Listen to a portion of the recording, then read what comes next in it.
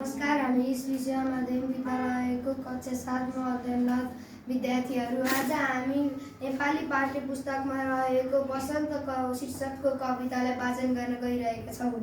यस कविताका कवि लेखनाथ पौड्याल हुन्। यस कवितालाई हामी यसरी वाचन गर्दैछौँ।